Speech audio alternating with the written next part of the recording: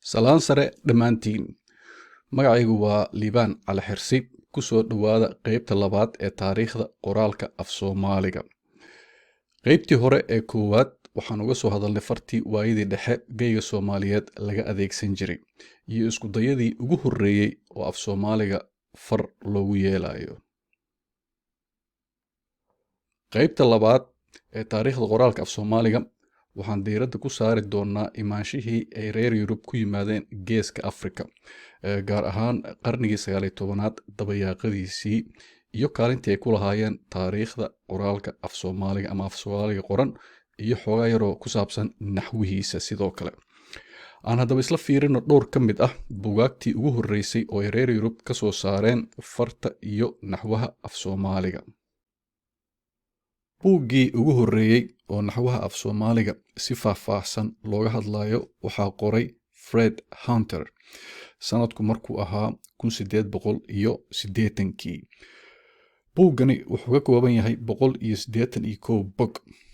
Qoraaga buugga ama Fred Hunter ma uusan ahayn aqoonyahan cilmaafeed ama linguiste, balse wuxuu ahaa sarkaal ciidan oo ka howlgeli jiray geeska Afrika. Buug naxweedkii xigay waxaa qoray nin Faransiis ah oo la oran jiray Gabriel Ferrand sanadku markuu ahaa 1886. Buuggani wuxuu ka kooban yahay 28 bog oo in badan buu ka yaryahay kii uu Fred Hunter qoray. Muddo gaaban kadib sanadku markuu ahaa 1892 waxaa soo baxay buug naxweed saddexaad oo uu qoray nin la oran jiray Schleicher. Schleicher wuxuu waagaas ahaa arday ka tirsan jaamacadaha Berlin iyo Vienna oo wuxuu diyaarinayay buuggiisa PhD-ga. Buug naxweedkanina wuxuu ka kooban yahay 159 bog. Sanadkii 1897 waxaa soo baxay qaamuuskii ugu horreeyey ee Ingiriis Soomaaliga ahaa. Marka laga fiiriyo dhinaca aqoonta cilmaafeedka ama waxa loo yaqaano linguistikada, qaamuuskaasi ama qaamuuskani wuxuu noociisu ahaa kii ugu horreeyey oo nidaam cilmi ku salaysan loo diyaariyo. Qaamuuskan waxaa qoray shakhsi magaciisu ahaa Delerajase, wuxuuna ka kooban yahay 301 bog. Isla sanadkii 1897 waxaa soo baxay buug naxweed cusub oo ka hadlaya af Soomaaliga, kaasoo si wada jira isula qoreen Delerajase oo ahaa qoraagii qaamuuskii aan goordhow soo sheegnay iyo de Sampon oo asaguna la qoray buug naxweedkaas cusub. Buuggani wuxuu ka kooban yahay 265 bog. Waa hagaag aan haddaba isla soo qaadanno buugaagtan haddeertaan ka soo hadalnay, aan ka soo qaadanno ilaa 2 ama 3 buug gudaha aan u galno oo si kooban aan isla fiirino bal habkay u qoran yihiin iyo waxa ku yaala. Soo dhowaada. Aan ku bilowno buuggii uu Fred Hunter ka qoray naxwaha af Soomaaliga sanadku markuu ahaa 1880. Halkan waxaa nooga muuqda tusmada buugga oo igu soo horeyso arar. Waxaa ku xiga warbixin taariikheed oo waagaas Fred Hunter ka qoray Soomaalida. Waxaa ku sii xiga qaabkii uu Hunter u macneeyay alifba'da uu af Soomaaligu yeelan karo. Intaas ayaan dhowr tusaale ka soo qaadanaynaa ama ka soo qaadan doonaa. Dabcan Hunter wuxuu sidoo kale intii awoodiisa ah ka hadlay naxwaha af Soomaaliga, laakiin qaybtan kuma dheeraan karno maadaama uu mowduucana ku kooban yahay taariikhda farta. Hase yeeshee taxanayaal gaar ah ayaan uga hadli doonaa howlaha naxwaha oo af Soomaaliga la xiriira. Hunter wuxuu hordhaca buuggiisa uga afeefanayaa inuusan si buuxda u soo wada bandhigin macluumaadka uu ka hadlayo. Wuxuuna yidhi, waa wax laga xumaado inay jiraan dhowr arrimood ama qaybood oo si habboon loo faahfaahin kari waayey, kuwaasoo aan khaas ahaan ula jeedo horjoogayaasha, magacuyaallada iyo qurubyada. Sidoo kale Hunter buuggiisa waxaa ku jirta qayb uu ku magacaabay warbixin ama wargelin taariikheed, taasoo ujeedadiisa ku sheegay sidan soo socota. ujeeddadu ma aha in halkan lagu soo gudbiyo warbixin buuxda oo ku saabsan asalka taariikhda iyo luqadda Soomaalida, balse waa inaan idinla wadaagno warbixin kooban oo qancin karta dadka ama akhristayaasha caadiga ah. Hunter wuxuu sidoo kale qoraalkiisa ku sheegay in ciddii doonaysa macluumaad dheeraad ah oo ku saabsan Soomaalida ay ka heli karto buug uu qoray Richard Burton oo magaciisa la yiraahdo First Footsteps in East Africa, kaasoo markiisii hore soo baxay 1856. waxaana jira isagoo af Soomaali loo rogay oo ciwaankiisuna yahay Sahankii Richard Burton ee Bariga Afrika. buuggan Sahankii Richard Burton ee Bariga Afrika oo af Soomaali u rogan meelo badan ayaa si sahlan looga heli karaa, tusaale ahaan maktabadaha iyo goobaha buugaagta lagu iibiyo.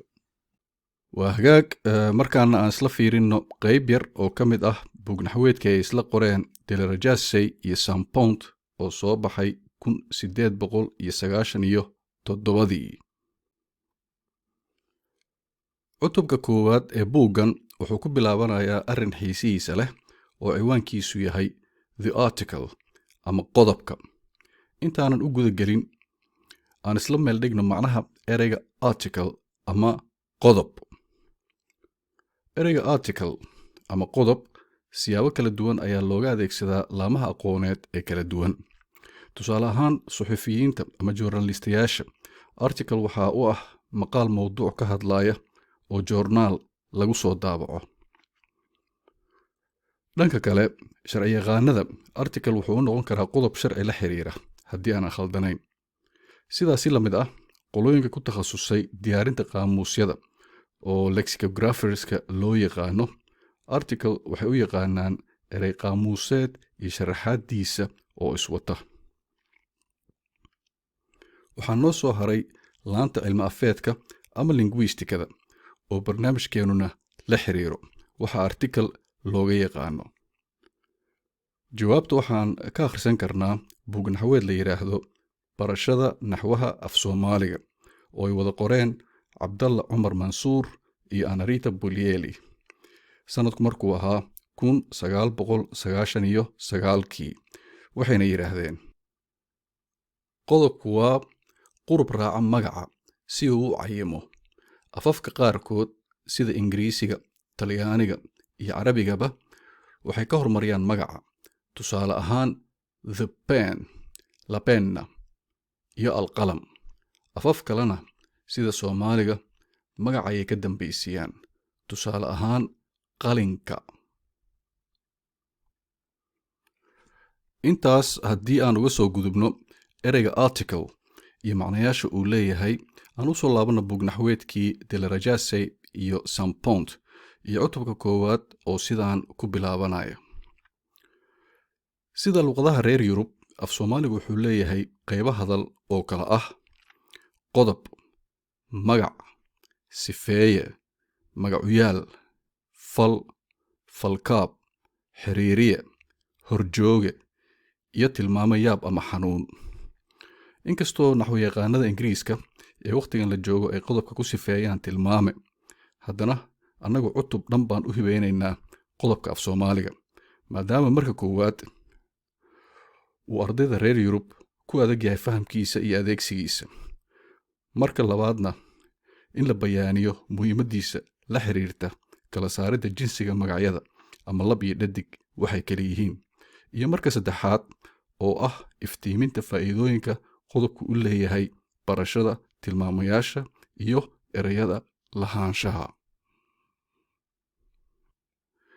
nasiib wanaag, qodobka ama article-ka naxwaha af Soomaaliga wuxuu ka mid yahay qaybaha daraasayntoodu ay ugu badan tahay, waanan uga mahad celinaynaa aqoon-yahanadii hawshaas u istaagay. reer Yurub sababihii ay ku yimaadeen geeska Afrika ama Afrika oo dhan, habkay ku joogeen iyo sidii ay markii dambeba ku baxeen, taariikhday ku xusan tahay. dhanka kale marka laga eego in naxwaha af Soomaaliga la fahmo oo cilmi baaristiisuna ay hana qaado, aqoon-yahanada cilmi afeedka reer Yurub door bay ku lahaayeen. وهاك saaxiibayaal qaybteennii labaad ee taxanaheennan maanta intaas ayay ku eg tahay qaybta saddexaad waxaan ku soo qaadan doonnaa alifba'dii ay soomaalidu ku taliyeen in af soomaaliga lagu qoro mahadsanidin dhammaantiin soo nabad ahaada nabaday